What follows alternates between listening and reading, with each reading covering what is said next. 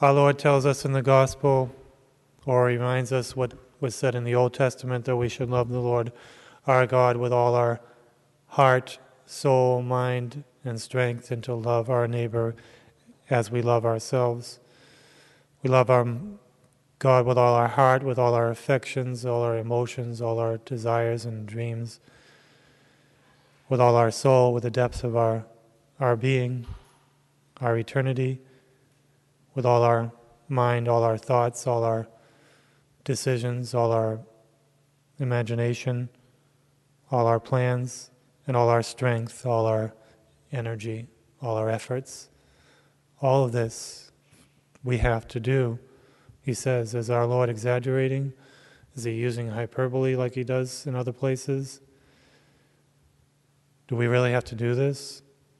Love God that much? How can we do our activity, our work? How can we relate to our neighbor if we have to love God in all this consuming totality, and then love our neighbor as ourself, as we love ourselves? What about those who say, I don't want to be too religious, I don't want to become a fanatic? Well, what did the saints do? The saints observed this. They loved God with all their heart, and I've met a few people in my life who have loved God with this kind of totality. And we in religious life are especially supposed to be examples of this kind of total love for God, because we've consecrated ourselves. We have taken vows of poverty, chastity, and obedience, which frees us to love God in this way, with fewer distractions and fewer obstacles to do this.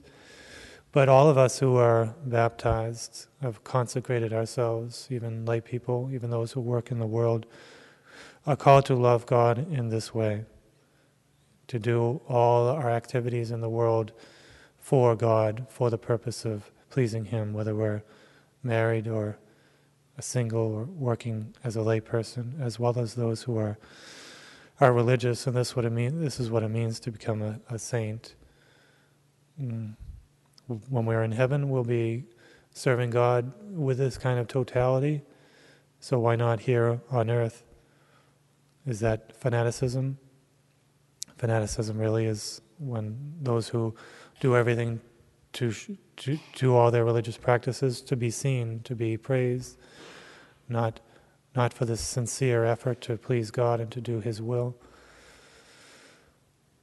And to be too religious, that's what we're called to do. We're called to be totally religious. We're called to serve God. That's what it means to have a God, to be God. How do you contrast this with somebody who's an atheist? He's doing the complete opposite of what he was called to do, what he was made for. We are made for God. We are made to serve Him completely and totally in an all-consuming way, in all totality. So we have to approximate this more and more in our life, and we have to see those ways where we are serving ourselves and where we are putting God outside of our mind and our efforts. And we have to draw closer and closer to this ideal, to this command, to loving God with all our being, all our self, all our mind and soul and heart. And let us ask Our Lady, who has done this, who did this perfectly, to be more and more like her and to follow her example.